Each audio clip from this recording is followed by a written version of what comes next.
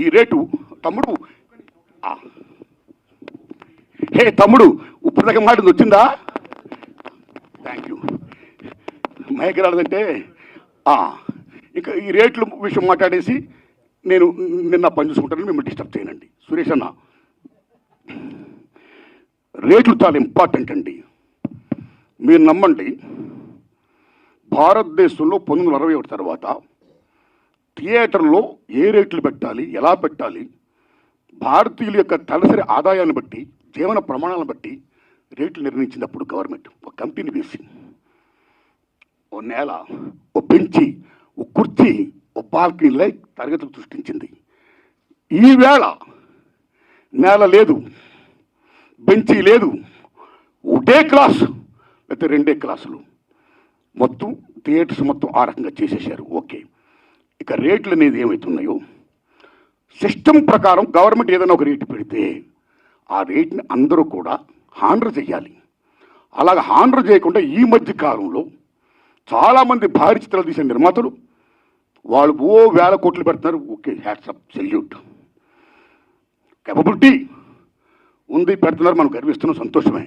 కానీ అలా పెట్టే నిర్మాతలు చాలామంది ఏం చేస్తున్నారంటే, మా సినిమాకి చాలా ఖర్చు అయిపోయింది కాబట్టి రిలీజ్ ముందు రేట్లు ఎక్కువ పెంచితే మేము సేఫ్ అవుతాం అని ఒకటి పెట్టడం వల్ల, నిజం చెప్పండి తమ్ముళ్ళారు, మీరు నిజం చెప్తున్న ఫ్రాంక్గా, ఆ రకంగా పెట్టడం వల్ల, దానికి గవర్నమెంట్ యాక్సెప్ట్ చేయడం వల్ల మామూలు హారం జరగట్లా సగటు చిత్రానికి.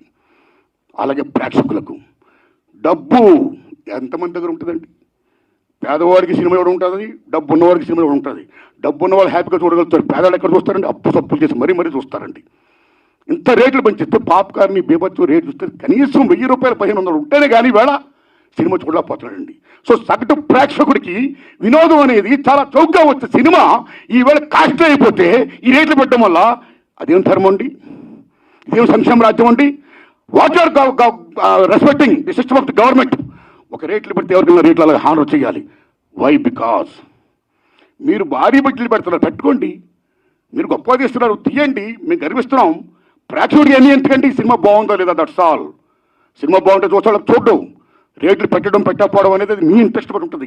భారీ సినిమాలు తీస్తున్నారు, ఓకే, సెల్యూట్, దానికి వాళ్ళ మీద రుద్దకూడదు. బాగుంటే ఆ డబ్బులు వాళ్ళు ఏం పెడుతున్నారు, ఆ డబ్బుతో మీరు కోట్లు సంపాదించవచ్చు. ఉదాహరణ, హాలీవుడ్లో 10 కమాండ్మెంట్స్ సిసిల్ పెట్టి ఇమ్యూనిటీ తీశాడైనా, మామూలు బడ్జెట్ కదా, వేలాది కోట్ల సినిమా పెట్టి తీశాడైనా. అండ్ బెన్హార్ వేలాది కోట్లు పెట్టి తీశారు ఆ సినిమాలు. మీరు నమ్మండి, 2 సినిమాలు కూడా బీభత్సమైన hits and gone with the wind. ఆ సినిమాలకి ఆ రోజుల్లో కోట్లు ఖర్చు అయితే మళ్ళా కోట్లు చేసి మీరు నమ్ముతారా తమ్ముళ్ళారా, గూడ్స్ బళ్ళల్లో డబ్బులు తీసుకొని వెళ్ళేవారు. అదే రేట్లు మేము 10 కమాండ్మెంట్ తీసాం, మేము బెన్హార్ తీసాం, చాలా ఖర్చు పెట్టాం, కాబట్టి రేట్లు పెంచండి అని అడగలా. కమ్ టు హిందీ ఫీల్డ్, కేఎస్ఎఫ్ మొగలేదాం అని జీపీ సిప్ గారు షోలే, మామూలు సినిమాలో మొగలేదాం మీరు నమ్మండి 9 years తీసాడైనా. అప్పు సప్పు చేసి మొత్తం బీభత్సం, మామూలు బడ్జెట్ కాదు. ఆ సినిమా రిలీజ్ అయ్యే ముందు నేను చాలా అప్పు సప్పులు అయిపోయాను, 9 years పట్టింది, చాలా కోట్లు పెట్టేశాను, నాకు రేట్లు పెంచండి అని కేఎస్ఎఫ్ గారు అడగలా. సిస్టమ్, ఈ రెస్పెక్టెడ్ సిస్టమ్. ఏం రేట్లు ఆ రేట్లో సినిమా రిలీజ్ చేశాడైనా. మీరు నమ్మండి, సినిమా బీభత్సం హిట్. నమ్ముతారా తమ్ముళ్ళరా? బెన్హార్ అండ్ 10 కమాండ్మెంట్స్ గూడ్స్ బళ్ళల్లో డబ్బులు లాభాలు తీసుకుని వెళ్తే లారీల్లో లాభాలు తీసుకుని వెళ్ళాడు కేఎస్ఎఫ్ గారు. మొగలైజాం అంటే సినిమా బాగుంటే లాభాలు వస్తాయి, మీరు 2 కోట్లని పెట్టండి. So come to Telugu field, Lava Kusa Shankar Reddy garu తీశారు, 5 ఏళ్ళు పట్టింది, నాకు 5 ఏళ్ళు పట్టింది, నాకు చాలా ఖర్చు అయిపోయింది అని శంకర్ రెడ్డి గారు రేట్లు పెంచుకొని అడగలా. సినిమా రిలీజ్ అయింది, మీరు నమ్ముతారా? 5 years పైన సినిమా, ఇప్పుడు దాకా లవ్ కుశ మిత్ర హిట్లే తెలుగు సినిమా ఇండస్ట్రీలో. ఆయన అడగలా డబ్బులు, రేట్లు పెంచుకొని అడగలా. ఏ రేట్లు ఉన్నాయో ఆ రేట్లోనే ఆయన సినిమా రిలీజ్ చేశాడు. మీరు నమ్ముతారా తమ్ముళ్ళరా? ట్రక్కుల్లో లాభాలు వచ్చాయి, బళ్ళల్లో డబ్బులు వచ్చాయి. షోలే జీపీ గారు అడగలా, ట్రక్కుల్లో లాభాలు తీసుకున్నాడైనా. కాబట్టి సినిమా బాగుంటే జనం వస్తారండి. మీరు ఇలా రేట్లు పెంచేసుకుంటా ఒక 1 week ఇలా చేసేసి మళ్ళీ మానేస్తా. థియేటర్కి నేను ఆటో మీద ట్రావెల్ చేస్తున్నప్పుడు, తమ్ముడు మన సినిమా చూసేవాళ్ళ, తమ్ముడు ఏ సినిమా చూసామంటే సినిమా చూడాలి ఉందండి, కానీ చాలా రేట్లు పెట్టేశారండి ఫస్ట్ వీక్. నా ఫేవరెట్ యాక్టరే కానీ డబ్బులు లేవు, అప్పు చేయాలంటే కష్టంగా ఉంది, చూడలేకపోతున్నానండి. ఆ రకంగా ఎంత డ్యామేజ్ అవుతుందంటే సినిమాకి. ఇప్పుడు ఎందుకంటే రేట్లు పెంచుతారు? ఒక నామ్స్ ఉన్నాయి. You must respect the norms, you must respect the system. And అన్నింటినీ మించి సంక్షేమ రాజ్యం ఉంది.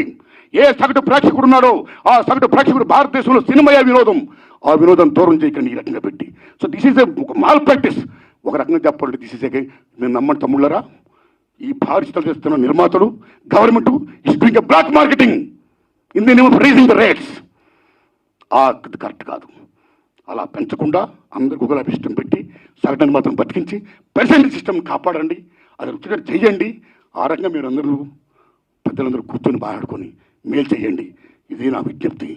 Thanks a lot. ధన్యవాదాలు అండి మీకు. Thanks a lot.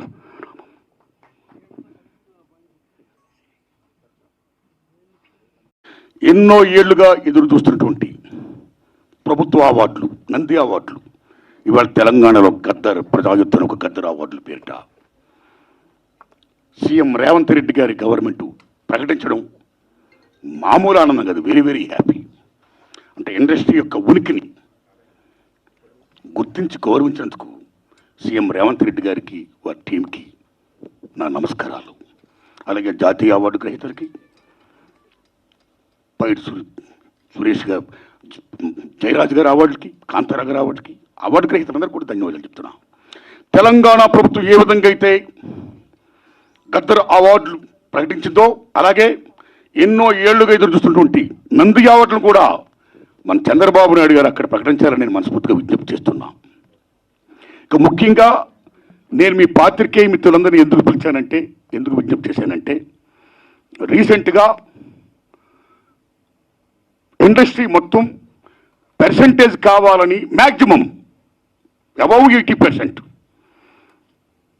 అనే ఇష్యూ మీద చర్చలు జరుపుతూ both producer council and film chamber అనేక చర్చలు జరుపుతూ కొనసాగిస్తున్న దశలో ఎప్పుడు చర్చలు ఫలప్రదం అవుతాయా, ఎప్పుడు సినిమా ఇండస్ట్రీలో పర్సెంటేజ్ సిస్టమ్ వస్తుందా అని ఎదురు చూస్తే నాలాంటి సగటు నిర్మాతలందరికీ కూడా తీరని విఘాతం జరిగింది. ఈ మధ్య రీసెంట్గా ఒక విషయం ఏంటంటే హరిహరి వీరమల్లు అనే సినిమాని ఆపడం కోసమే జూన్ 1 నుంచి బంద్ ప్రకటిస్తున్నారు పర్సెంటేజ్ కానీ ఇవ్వకపోతే అనే మాట రావడం అనేది చాలా దుర్మార్గం.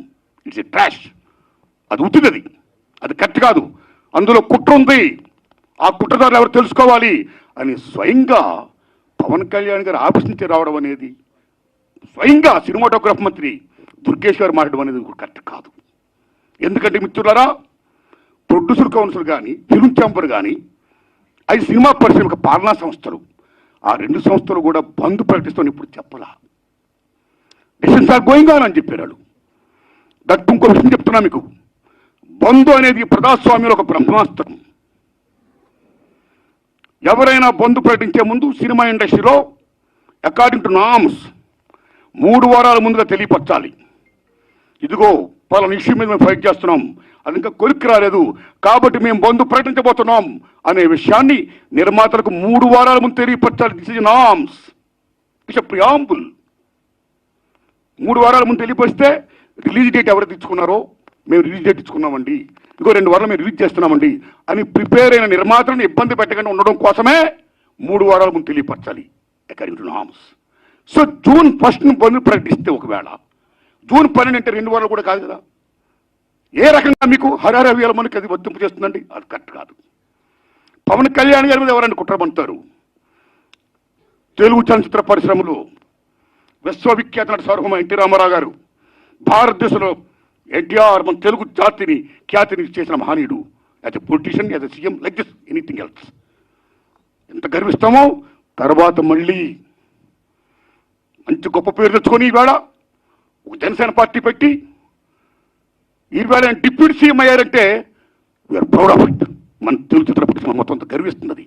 Hats off to Pawan Kalyan garu. ఆయన సేవలను గుర్తుంచుకోవాల్సిన చంద్రబాబు నాయుడు గారికి సెల్యూట్. మేము పవన్ కళ్యాణ్ గారిని ఏ రకంగా దుర్మానం కాం, కానీ పవన్ కళ్యాణ్ గారు ఆఫీస్ ఆ రకంగా కరెక్ట్ కాదు రావడం. ఓకే, వచ్చిందనుకోండి, ఇష్యూ వస్తే మహాత్మా గాంధీ ఏమన్నాడు? ప్రపంచ యుద్ధాలను కూడా చర్చల ద్వారా ఆపొచ్చన్నాడు ఆయన. ఒక సీఎం, ఒక డిప్యూటీ సీఎంగా మీరు అక్కడ సీఎం చంద్రబాబు నాయుడు గారితో మాట్లాడి హరిహర వీరమల్లు అనే టాపిక్ మీరు ఎత్తకుండా ఓకే మీ ఇండస్ట్రీ కష్టాల్లో ఉన్నప్పుడు రండి, మనం సిట్టింగ్ చేసుకుందాం రండి, మాట్లాడుకుందాం రండి అని చెప్పుంటే ఒక పెద్ద రోల్ ప్లే చేస్తుంటే ఒక చలనచిత్ర పరిశ్రమ బిడ్డగా మిమ్మల్ని మేము ఎంత గౌరవించేవాళ్ళం సార్. ఎంత బాగుండేది సార్, ఎంత బాగుంటుంది సార్. ఆ పని చేయండి సార్ పవన్ కళ్యాణ్ గారు. ఎందుకంటే పర్సెంటేజ్ సిస్టమ్ వల్ల ఇండస్ట్రీ ఇవాళ చాలా మేలు జరుగుతుందండి. పర్సెంటేజ్ సిస్టమ్ లేకపోవడం వల్ల ఇండస్ట్రీ సగటు నిర్మాత మొత్తం కొలాప్స్ అయిపోతున్నారండి ఇవాళ. మీరు నమ్మండి sir. Why? Because all malls, PRs మొత్తం ఇలాంటివన్నీ వచ్చేసిన తర్వాత సింగిల్ థియేటర్స్ ఇవాళ ఉనికి లేకుండా పోతుందండి. తెలంగాణ 500 ఉన్న సింగిల్ థియేటర్లు ఇవాళ 200 చిల్లరకు వచ్చేసాయి. ఆంధ్రప్రదేశ్ 500 పైన ఉన్న సింగిల్ థియేటర్ 300 పైసలకు వచ్చాయి. సింగిల్ థియేటర్ లేకపోతే యొక్క ప్రేక్షకుల పరిస్థితి ఏమిటి? ఇవాళ మాల్స్లోని ఆటల్లోని ఇటువంటి సోకాడు థియేటర్స్లో రేట్స్ ఎంత ఉన్నాయి ఇవాళ? ఎంత పీపచ్చమైన రేట్స్. ఆడికి వెళ్ళి ఏదైనా పాప్కార్న్ తింటేనే 500 రూపాయల, డ్రింక్ 200 రూపాయల, టికెట్ మొత్తం 200, 300 ఇలాగ అనుకుంటే సగటు ప్రేక్షకుడు ఎక్కడ సినిమా చూడగలుగుతాడు? ఏ రకంగా వెళ్ళగలుగుతాడు? ఇవాళ భారతదేశంలో సినిమా పరిశ్రమ అనేది సామాన్యుడికి వినోదం. అలాంటి వినోదాన్ని సగటు మనిషికి దూరం చేస్తుంది ఇవాళ బికాస్ ఆఫ్ దీస్ పాలసీస్. కాబట్టి సింగిల్ థియేటర్ని బతికించుకోవాలి, దానికి పర్సెంటేజ్ సిస్టమ్ కావాలి. ఈ పర్సెంటేజ్ సిస్టమ్ అనేది ఇప్పుడు నుంచి కాదండి. నేను ఎందుకు ప్రశ్న పెట్టానంటే since 25 years the issue is going on. ఈ పర్సెంటేజ్ కావాలని కోరిన వాళ్ళు మేము కూడా ఒకటి, నేను కూడా ఒకనండి. ఆ రోజుల్లో మీరు నమ్మని మిత్రుల కిఎల్ నాన్నగారు ఉన్నప్పుడే ప్రొడ్యూసర్ కౌన్సిల్ అధ్యక్షుడిగా మేము విజ్ఞప్తి చేశాం. కాలా సి కళ్యాణ్ గారు ఉన్నప్పుడు విజ్ఞప్తి చేశాం. కాలా కిరణ్ గారు ఉన్నప్పుడు విజ్ఞప్తి చేశాం. కాలా అలాంటి దశలో మీరు నమ్మండి, ఇదే ఫిల్మ్ ఛాంబర్ ముందు టెంటలు వేశాం. అక్కడ ఓ సురేందర్ రెడ్డి గారు, ఓ నట్టి కుమార్ గారు, ఓ మోహన్ గారు, ఓ బెక్కం వేణుగోపాల్ గారు, నేను ఇంకా అనేక మందిని ఈ ఉద్యమాలు చేస్తున్నప్పుడు ఆదిశేషవరరావు గారు, తమ్ముడు భరద్వాజ్ గారు, కేఎస్ రామారావు గారు, చంద్రబాబు శ్రీనివాసరావు గారు, అచ్చిరెడ్డి గారు, కృష్ణారెడ్డి గారు పెద్ద మంది సంఘీభం ప్రకటించారు. ఎన్ని చేసినా ఏమీ కాల. వెళ్ళి స్వయంగా నేను వెళ్ళి రామారాయణ గారు రిక్వెస్ట్ చేశా, నారాయణ పర్సెంటేజ్ సిస్టమ్ కావాలి, అది మంచిది. ఈ సిస్టమ్ ఉండకూడదు, రెండో సిస్టమ్ ఉండకూడదు. నేను సురేష్ బాబుతో మాట్లాడతాను, ఐఆమ్ విత్ దట్ మూమెంట్ అన్నాడు రామారాయణ గారు. మహానుభావుడు కీర్చేసి అయ్యారు. అది ఇప్పుడు తచ్చిన ఫలప్రదం కాల. ఆ తర్వాత అల్లు అరవింద్ గారిని రిక్వెస్ట్ చేశాం, నారాయణమూర్తి అందరం కలిసి చర్చించుకున్న విషయం మీద ఏది మంచిగా చేద్దామన్నాడు ఆయన. కానీ మంచి అనే పర్సెంటేజ్ జరగల. మళ్ళీ సునీల్ నారాయణ గారిని రిక్వెస్ట్ చేశాం, అందరూ ఏం చెప్తా అదే మేము చేస్తామన్నాడు ఆయన. కానీ ఇది మంచి జరగల, పర్సెంటేజ్ సిస్టమ్ ఇంప్లిమెంట్ కాల. దిల్ రాజు గారిని రిక్వెస్ట్ చేశాం, నిజంగా